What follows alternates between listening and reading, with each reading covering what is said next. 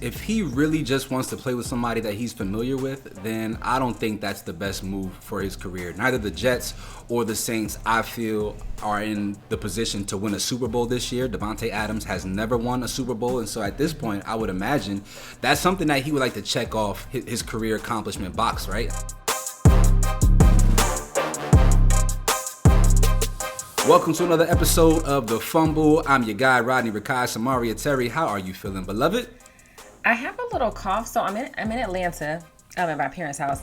And I don't know if you saw on Twitter, but we had like a bio lab out here on the east side. It like catch fire. And this is like the first time that the wind has gone inward towards the city of Atlanta. Okay. And so it smells like chlorine outside. So I'm like, So you about to be a superhero. You about to get your powers, girl. Oh, it's lit. What do you think your superpower is going to be? you know what? I feel like I need to be able to like teleport. Y'all always want to travel. I thought you was going to say like have on-the-spot blowouts, hair, Dominican style. Pow. No. I just need to be able to get somewhere fast because I'm usually running late. So if I can do like a little I Dream of Jeannie, boom, and going where I'm going. You are old as hell for making an I Dream of Jeannie reference on this here show. Let's move it along to some sports. I can't believe you just made that reference. Oh my God, please, let's move on. All right, so Pro Bowl wide receiver Davante Adams has officially requested a trade from the Las Vegas Raiders. Now, things got a little sticky when Raiders head coach Antonio Pierce's verified Instagram account appeared to like a post wondering if Adams had played his final game in Las Vegas. Now, Adams told Kay Adams on her podcast that he actually had not heard from Pierce. Adams' camp is telling ESPN that he wants to reunite with a quarterback that he's familiar with, but he's still owed roughly $13 million this season on his contract. So, Rodney, where do you think Adams will land, and will that be the best move for his career, one that should be a lot bigger at this point? Well, it depends. If he really just wants to play with somebody that he's familiar with, then I don't think that's the best move for his career. Neither the Jets or the Saints, I feel, are in the position to win a Super Bowl this year. Davante Adams has never won a Super Bowl, and so at this point, I would imagine that's something that he would like to check off his career accomplishment box, right? I just think that playing with the Jets, who cannot keep Aaron Rodgers upright, last week alone he got hit 14 times, about to be 41 years old. I just don't think that's the best fit. They have to figure out how to protect their quarterback. In addition to that, that defensive front, which was so strong and formidable last year, has not been great. Likely because, they lost some players. They lost Huff to the Eagles, and Hassan Reddick has not yet signed. I don't know what's going on with that situation. And then the Saints, I just don't believe in. There's only two teams I feel like make sense for Davante Adams. First and foremost, it's the Kansas City Chiefs. They do not have a wide receiver that's a number one. Rashee Rice is out right now with injury. We do not know still how long he will be out for. There's speculation whether or not he tore his ACL. I think he'd be a great fit in Kansas City. There'd be another young receiver on the opposite end who takes the top off of defense. Davante Adams is a phenomenal route runner. I know I'm getting super technical in this breakdown. I'm overdoing it, but I want Davante Adams to have the kind of success that his spirit demands he should have, because when you see Davante Adams in interviews, he's just a very poised professional, and I just think he needs to go to a more serious organization. And I also feel like the Washington Commanders, would be another phenomenal choice. The NFC East is wide open. The NFC as a whole is kind of down right now, so one of those two teams I think is the best fit for him. Yeah, I like Kansas City too myself, but they of course have come out and said that they have no I don't know. What is the word I'm trying to say? Yes, thank you. They don't have any interest in trading for Davante Adams, which is really a bummer because they do need somebody. They do need a veteran presence in that wide receiver room. I unfortunately like the Jets. I know what you said is the truth as far as the offensive line being piss poor, not being able to keep Aaron Rodgers up. Not just poor, piss poor. It's terrible. It's terrible. And he's frustrated, and we can see it. But I do feel like Davante has had, both of them together have had a lot of success with each other. When you look at the stats together, they rank first in like passing yards, touchdowns, all of these things. So it's like, if he had to go somewhere between the Saints and the Jets, because that's who it looks like it's going to be, I'm going to say the Jets, and they have the cap space to be able to pay him that $13 million that he still owed this season. So, but I was going to say, what's the goal here? Okay, no, you're right. That's what I was about to say, because I remember watching First Take, I think yesterday, and Kimberly Martin was talking about how Davante Adams is top 2 when you think of his skill set. Like we should be talking about him as one of the top players, like we talk about Tyreek Hill, and he's not getting. I don't agree with that. You did? I heard it when she said. I did not agree with it. Just because, Davante is really good. He has incredibly strong hands. He's a phenomenal route runner, but he's not the explosive athlete like a Justin Jefferson or. Yeah. He's phenomenal. He's more Jerry Rice than he is Randy Moss. Yeah. And I just think in this iteration of football, right, the way the game is played today, I personally prefer wide receivers who are a little bit more of a deep threat and just can go up and make big plays over the top. He's going to catch every over-the-shoulder or back-shoulder throw that you throw at him. But I love that. It's great. Mm-hmm. I just like a guy who's just a little bit more dynamic and explosive. So, Well, back to the question. I do think it should be the Jets. I think it will be the Jets. I think that Aaron Rodgers is probably, he's talking to Robert Saleh right now. He's in the front office. He's trying to figure out a way to get him there, because I do think that he can trust him to just throw the ball up and come down with it. I think that some of the young receivers that he has right now aren't necessarily able to make those types of plays. Are you talking about Mr. Wilson? Is that what are you saying? Garrett Wilson? I just haven't seen it. Seen it. Okay. But so I was. All right, so his presence on the team would help Garrett Wilson, right? Garrett Wilson will now have to worry about taking on the number 2 cornerback as opposed to the number 1, right? I'm sure that's having an impact and effect on his numbers. He has yet to have a game this season with 60 yards, 60 receiving yards, which is crazy to think. Yes. That you have Aaron Rodgers back there and you haven't had a game of any significance, to be completely honest. I just don't, but it doesn't matter ultimately, because Aaron Rodgers is not as elusive as he used to be. He's old, and this line is terrible. Like Davante Adams is not Tyreek Hill, where you can just drop back and throw it, and you can pass him open. You need time for Davante to run his routes, and I just don't see a scenario in which him being on the Jets make them a better team, because they have way too many other holes. Him and Aaron Rodgers had a great connection. They had a great experience in Green Bay, but the fact of the matter is they also had an offensive line that was good. And I think that's the biggest reason for the success, even more so than Father Time, to be completely honest. So you feel like he needs to just drop this, I want to play with a quarterback that I've already played with. He's going to have to go somewhere else. Okay. Unless you just want to make good memories and have a good time with your boys. In that case, man, go live your life. Make $13 million and have a phenomenal time playing with people that you love. Maybe that's the thing that's most important to him. Maybe I'm projecting. And he doesn't necessarily desire to win a Super Bowl. It doesn't mean as much to him as just having the experience of playing with his loved ones. But y'all let us know your thoughts in the comment section. Where do you feel like Davante Adams should ultimately end up?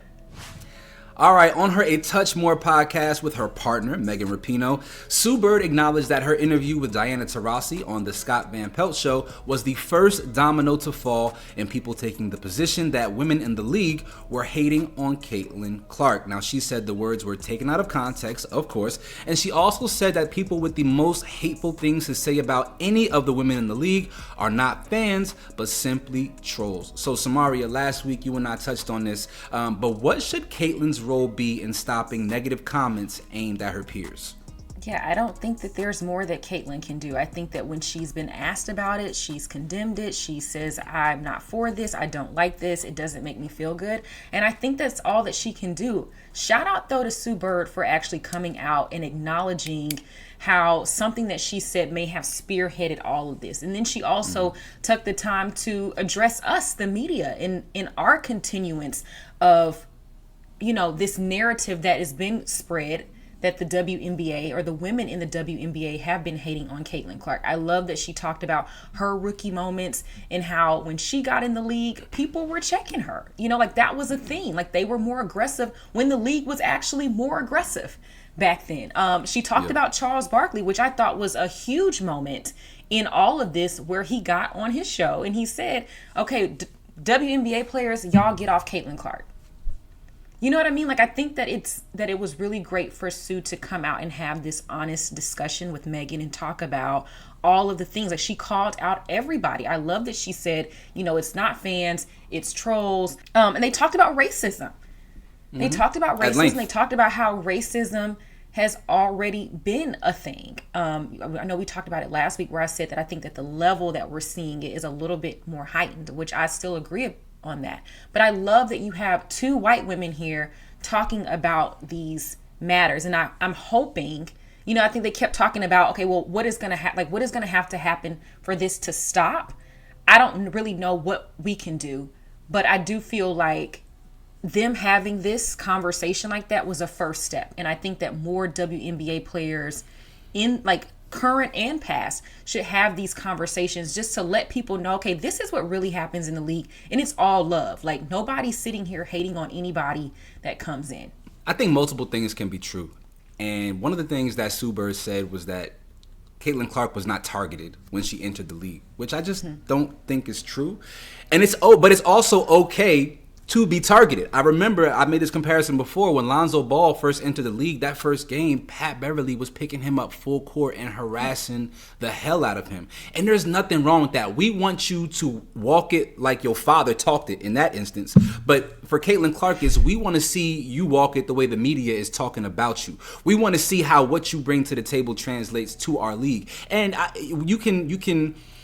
we see this with athletes who are a bit older, right? When the new crop of athletes come in and they get paid more money and they get more notoriety, more attention, and they're still in a position to contribute and be phenomenal players in their own right. There is a little bit of tension that is created for a lot of older players, and there's nothing wrong with that. It's like a healthy competition thing. It's letting people know that I'm still here. I still got teeth. I still can take a bite out of this situation as well. I love the conversation that Sue Bird had. I just felt like that was something that, I understand what she was trying to get at, but it's okay to acknowledge that Caitlyn had a target on her back. She clearly did. Speaking of the targeting thing, maybe she was trying to say it's not malicious. It's just a part of the game, right? Like, that's what I was saying when she brought up her rookie moments, or other people have come out and said, okay, this is what I had to go through as a rookie, right? I'm a top pick in the draft, and I had to come in and show it. And that's across all sports. I don't think that it's malicious. I just think that maybe that's a part of the game. And I think that a lot of people who root for Caitlyn are very protective. You can be protective over her, but then don't be, now you're malicious against another player when they're just playing. Yeah, there's a faction of people who are legitimate Caitlyn Clark fans who do that, right? But then there's a large swath of people who Caitlyn, for whatever reason, has galvanized, who are not necessarily Caitlyn fans or basketball fans, but fans of whiteness. And she represents the opportunity to preserve or even recreate the idea of what the white athlete is in predominantly black spaces. And so they have latched themselves onto her for a different reason than what she does on a basketball court. It's almost like she is a savior for many of them, in the idea that white people still are physically superior and or equal to the black athlete. And they have spun that conversation into something that I think is abhorrent and disgusting. And I think Caitlyn has done a good job of making statements when she decides to make statements, and telling people that that's not okay. I also do not feel like at 22 years old, she should be charged and tasked with rectifying racism in this country. I think it's exhausting, and I think that you can see it at times in interviews. She's like, I really just want to play basketball.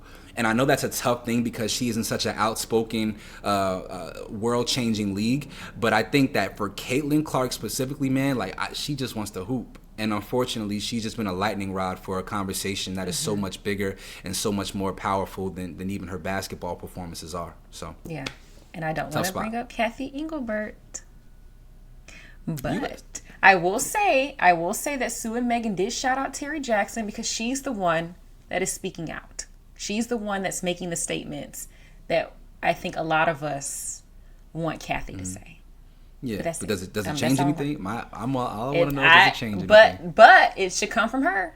You don't want it to come from Caitlyn, but I think it should come from up top. I love a good performance, but ultimately I care about good results. So see. Just saying. You all let us know down in the comments, what did you think, or one, did you watch Sue Bird's podcast? If you didn't, please go check it out and let us know what you think down in the comments. All right, Rodney. Von Miller has been suspended for 4 games for violating the NFL's personal conduct policy. This appears to stem from a domestic violence arrest allegedly against his then pregnant girlfriend last year. Miller has denied these accusations. Now, back in March, NFL Commissioner Roger Goodell said that he thought about placing Miller on the exempt list, but did not have enough evidence at that time to do so. Now, this week, the league announced the suspension without a reason. Now, Rodney, what do you make of the way that the league handles these types of cases and ultimately their suspensions? I'm uncomfortable with this.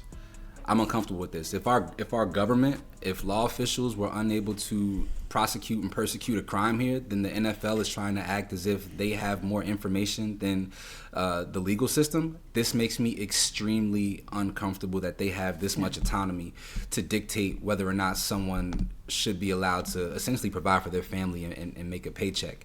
As a black man in this country, I detest the idea that I have to prove my innocence before you prove my guilt.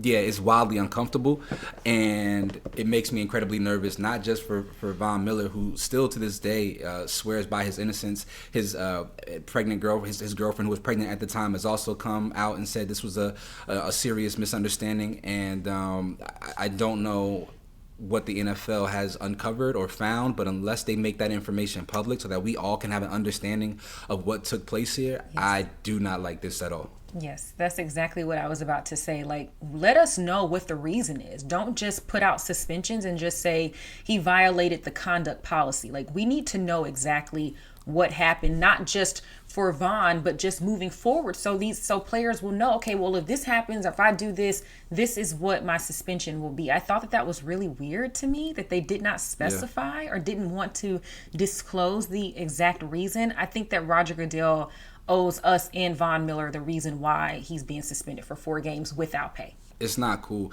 There was also different, but kind of in the same vein, right? There's this. There was an announcement this week that there's a documentary about Chris Brown coming out this week, and the way that he's victimized women and a number of different things, right? The abhorrent behavior of Chris Brown, and there's this new allegation that's been made against him that has not gone through the legal process, right? There's a woman who's a part of this documentary who was in the shadows, voice distorted, and she's talking about an experience that she's had with Chris Brown. Now, so an entire documentary is being made on the back of a claim that has yet to be proven in the court of law, and that makes me really uncomfortable. And I don't understand why these types of things are allowed to continue to happen. We have a system in place here in this country, and if we can start making accusations on people and removing their standing in society, removing their ability to, again, provide for their families without having due process, I think the only people who are going to be at the risk and the whim of these very selective points of outing are going to be black people. I've yet to see the documentary about a number of people, from historic rock and roll acts to some of the more celebrated politicians in white America. I have yet to see the uncovering of their heinous crimes. I have yet to see the white rock and roll band who's charged with RICO acts for having young girls on their tour bus throughout the 80s and 90s and crossing them over into state lines. I just want there, if we are going to make these kinds of accusations and claims about people, I need there to be a fair amount of desire to have wrong handled for all groups of people and not just specific ones. Yeah, and going back to the NFL, I do feel like it needs to be even across the board, because if we talk about, say for instance, Rashee Rice, who we've talked about a lot on this platform. Yeah, Ben Roethlisberger. Well, Ben Roethlisberger, yeah. But we can go back to Ben Roethlisberger. Yeah, we could. But Rice, well, Roger Goodell said that he was not going to suspend Rashee until it came out in the courts. Whatever the courts decided is then how he would move. And so a lot of people have been waiting on his suspension because that was something that we all saw with our own eyes. We were able to see the video of him racing and crashing into people on an interstate. And so I think it's just like, it needs to just be even playing field across the board. If you're going to do that with Rashee, then maybe you need to do that with Von Miller, unless you just happen to know some stuff. And if you do know some stuff, then that needs to be disclosed to everybody. You all let us know your thoughts in the comment section. How do you feel about Von Miller's 4-game suspension? Is it right, wrong, and should that information be made public?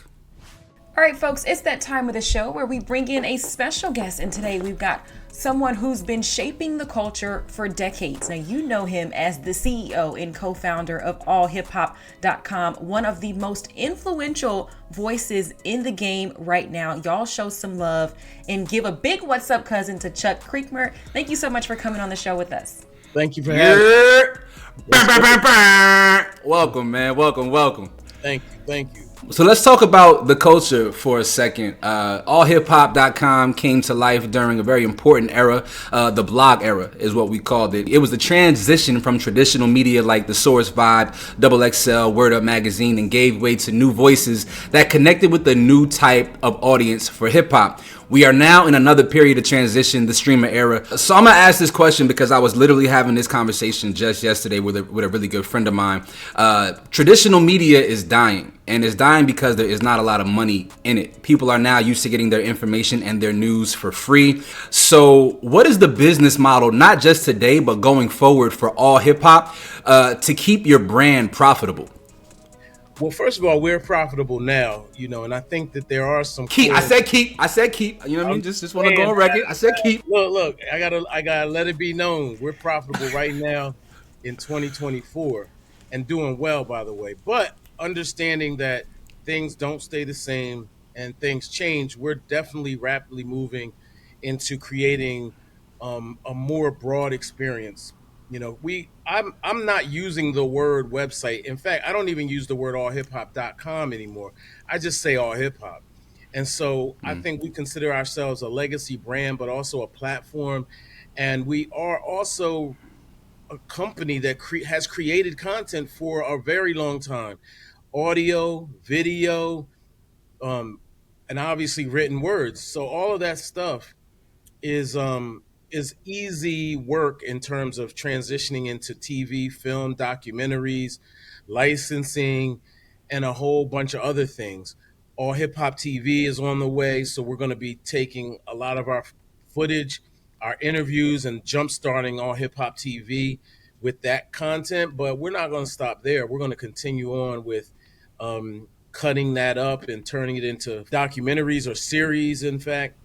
We have a whole, as you already know, hip hop is like a crime blotter now. Like you have no shortage of stories to tell. So we're going to jump all the way in. And I've been watching some of your interviews. Love them. You just sat down with Flau'jae Johnson last month, Would you step out on a limb, Chuck, and say that she's one of the best athletes who also raps?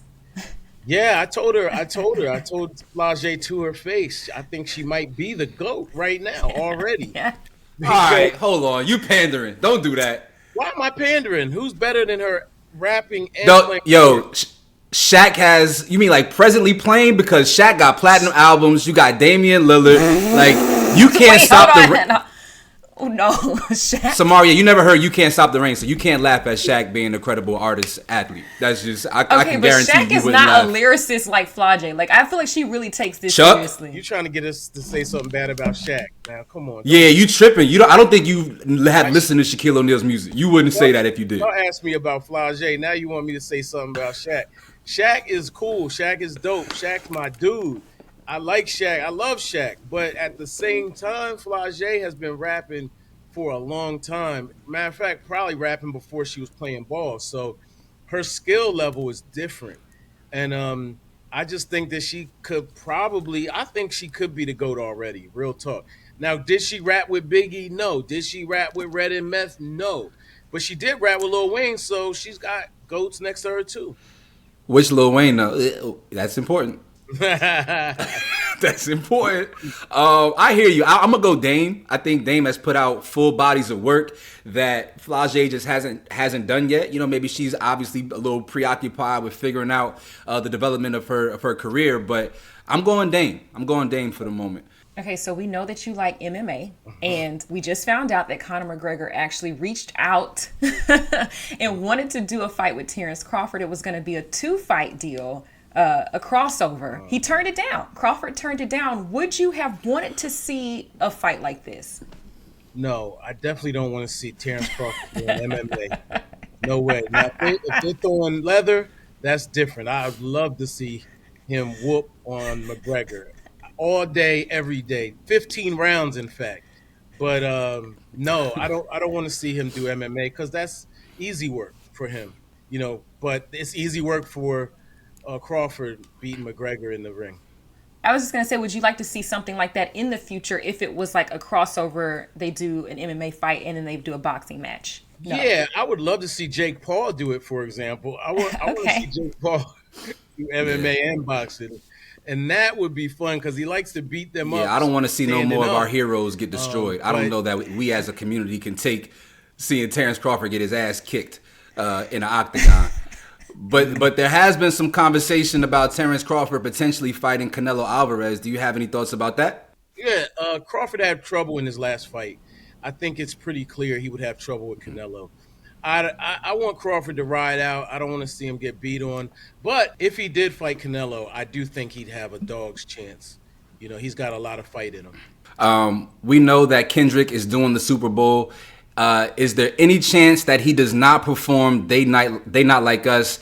And did you have any feelings one way or the other about him being the selection over Wayne? No, I have no feelings. I think he should be the selection. This is his year.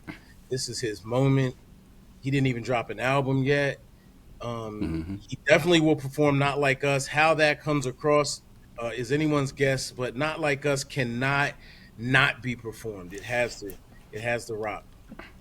That's a wild song to perform at the Super Bowl. I'm all for it, but a record making reference and implications that someone is a pedo, I think might be a little abrasive and aggressive for the Super Bowl audience, and more importantly for sponsors. They might just finesse it. They might just play the hook Do, or something the like hook, that. yeah, okay. I don't want to see the word they're calling Drake on TV. Not during the Super Bowl. Yeah, Chuck, thank you so much again for joining us, dropping those serious gems. Be sure to check out allhiphop.com and just All Hip Hop for the latest news, interviews, and exclusives straight from the source. And let us know down in the comments who you would like to see on the Fumble next week. Yeah. We want to see All Hip Hop TV. I'm looking forward to the documentaries. We need 30 for 30s in hip hop. And I'm sure you got decades worth of content and footage to put out there. So we're looking forward to that, my brother. Yes, thank you for having me. I appreciate you both, and I appreciate the platform. And stay tuned, and I'll be tuning in too. For sure. Thank you. Samaria, I have two sworn enemies: racism and the New York Knicks. And this week, one of them took a shot at me by doing something so offensive, egregious, and flat out annoying. They made themselves better in trading for New Jersey's own, South Jersey, by the way, because he is not from where I'm from, South Jersey's own Karl Anthony Towns. The Knicks made me toss my phone clear across the room because they filled a huge role. They got a player who does the thing that every team most covets. They have a 7-footer now who can stretch the floor. And with Mitchell Robinson out again for who knows how long, their season will no longer be held hostage by Mitchell Robinson's inability to stay on the floor. Also, Cat spaces the floor just as much as the now departed Dante DiVincenzo. I'm sick.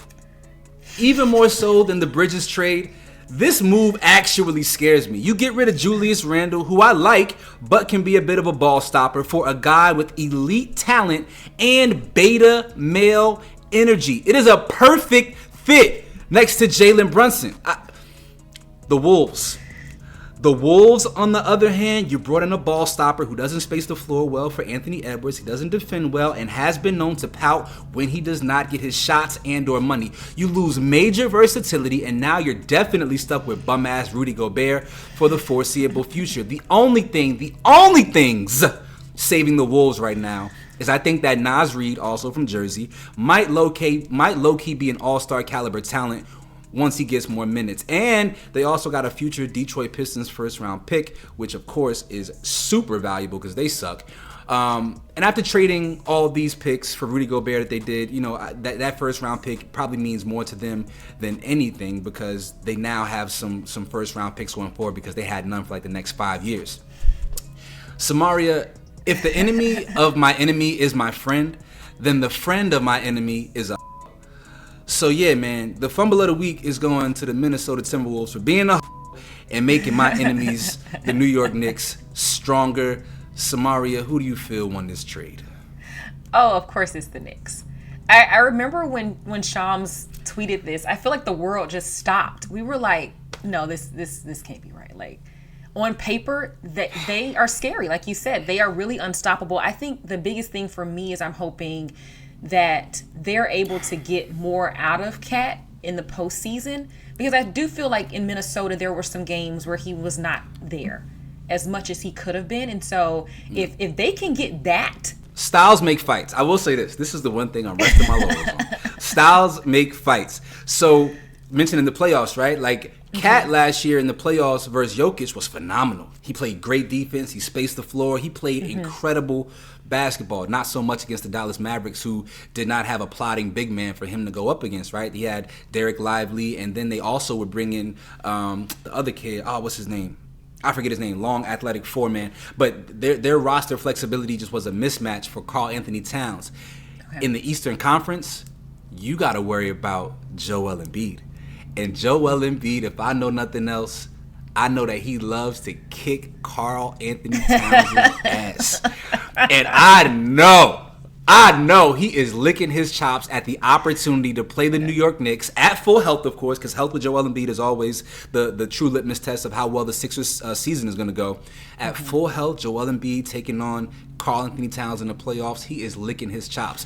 Also, Karl Anthony Towns has to worry about Giannis Antetokounmpo, right? A 4-man/5 who's super athletic, very mobile. Karl Anthony Towns is going to have a really hard time matching up against him as well. So while this makes the Knicks a tougher opponent for the Boston Celtics, who I think they've really were targeting with this move, there are two other teams in the Eastern Conference who I feel like are going to give the Knicks hell in the Bucks and the Sixers, and maybe even the Heat. He did seem a little sad, though. He seemed sad. That's the one thing I do hate about the trades. I do, because I'm like, he spent his entire career. I'm like the emotional. He spent his entire career in Minnesota, and just to find out like that, he just seemed.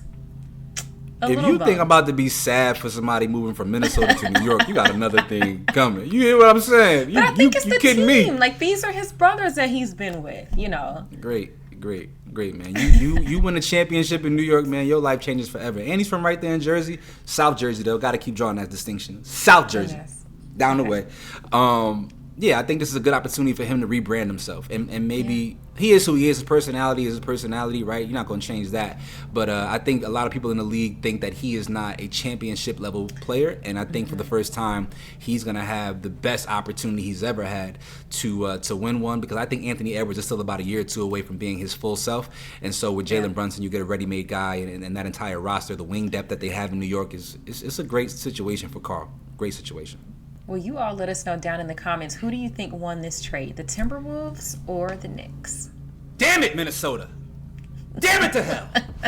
All right, thank you so much for joining us for yet another great episode of The Fumble. Make sure to subscribe to The Fumble and at The Fumble Sports on all of our social media platforms. Of course, we deliver the latest in sports every day on YouTube with our girl Jackie Ray, and then every Friday right here on The Fumble with myself, Samaria Terry, and my co-host, Rodney Rikai. Hey, Samara, we got to get you like a halter top, tank top sponsorship. It's just now coming to my mind. We need to get you a sponsorship. I get these from Amazon. I need to put it in my storefront. We can't plug anybody that's not giving us the chicken, but we got to figure out a way to CTC. Cut that check for Samaria Terry, because her shoulder game, the collarbone, she doing it. We out of here, man. Peace.